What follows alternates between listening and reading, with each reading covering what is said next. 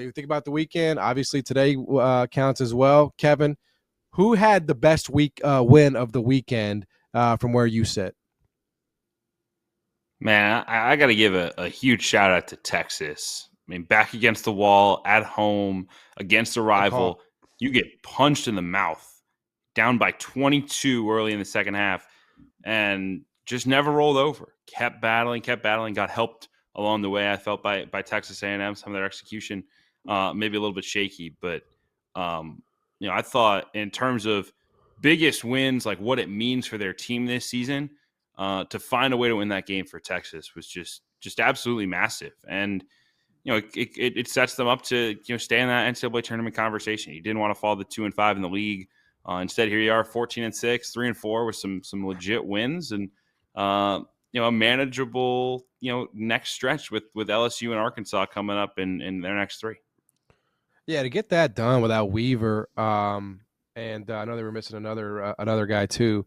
I mean, that was as good as it gets. And also for A&M, it was like, in the span of 1 week, they kind of showed you like their greatness, and they also showed you their ass, because just watching that sort of devolve for them, being up 22 in the second half, with Texas. I don't know if you had any thoughts on A&M. I mean, I think they're a good team, but man, it was brutal watching them just kind of throw that game away yesterday.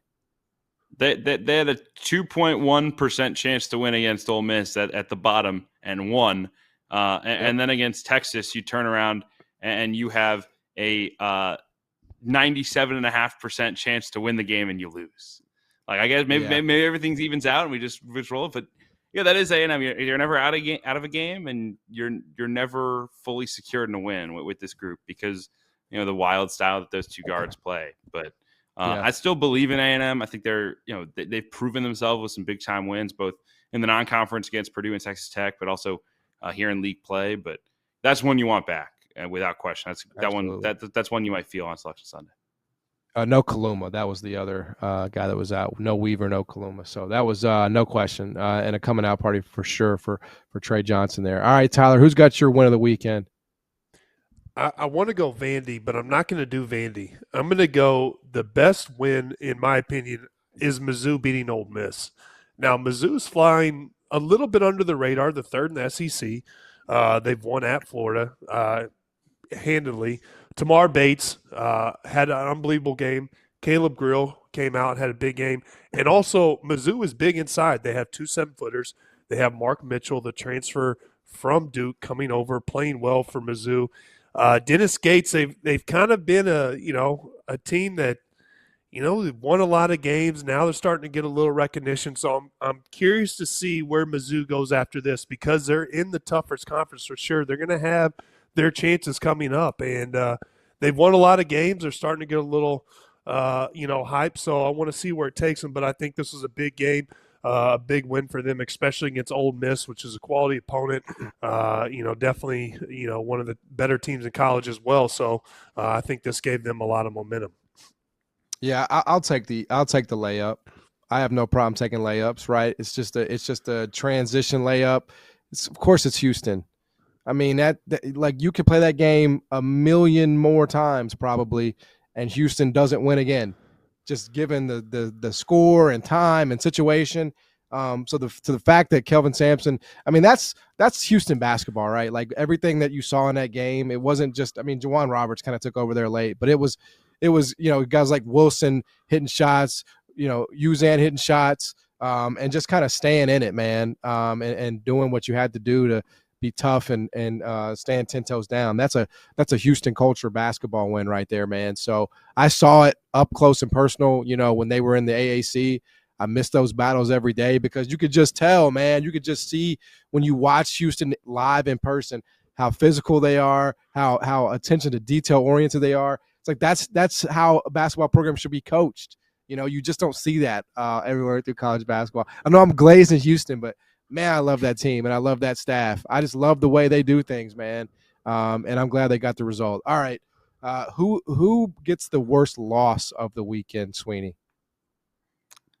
Yeah, I was really underwhelmed by West Virginia. I know it's on the road, but Kansas State has barely had a pulse, and you get punked from the jump down 21-6, never really in the game. And, they've gotten a lot of praise, and for good reason. I think DeVries has done a really good job. Obviously had the Iowa State win that set them up to be a potential tournament team, have the win at Kansas, have the win over Gonzaga. Their resume is still in good shape, but for them to lose at home against Arizona State, that's certainly a winnable game in Big 12 play, and then at the worst team in the league. It was a tough week for the Mountaineers, and they'll have to flush it quick because you don't want one of those long losing streaks that could derail a really promising season otherwise. Tyler, who gets your worst loss of the weekend, man? The worst loss to me is UConn. The reason I say that is because I've been hyping up UConn as well. I've been giving them a lot of credit.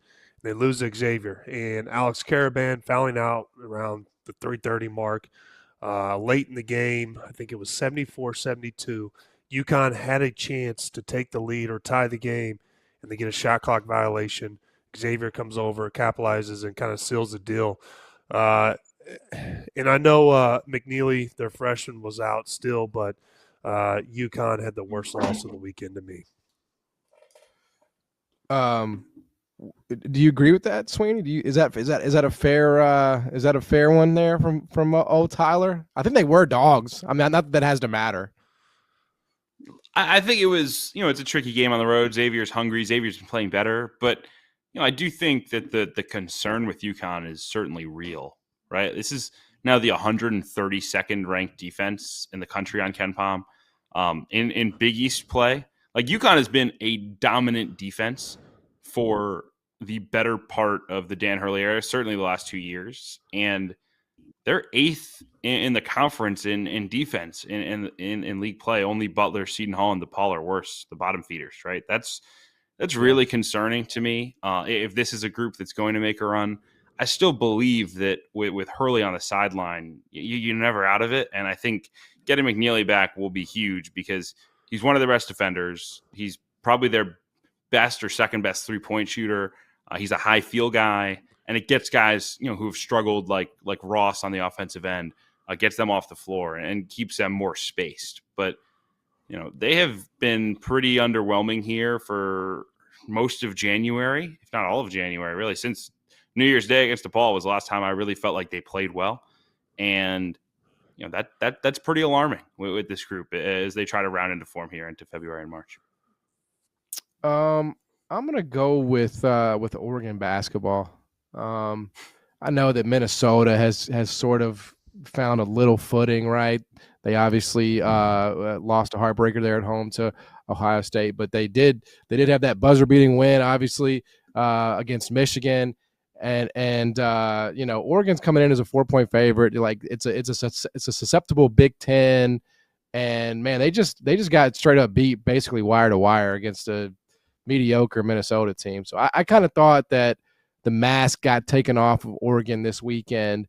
If you're one of those that thought they're like a contender or they could vie for the bit, no, they can't. They don't have the length. They don't have the athleticism. Like Shellstad's great, and he made some plays there late to kind of keep him within striking distance, but that's about it, man. Dana will do a good job just with what he's got, but they're not contenders. And I think losing at Minnesota, in a very winnable game, that kind of showed that.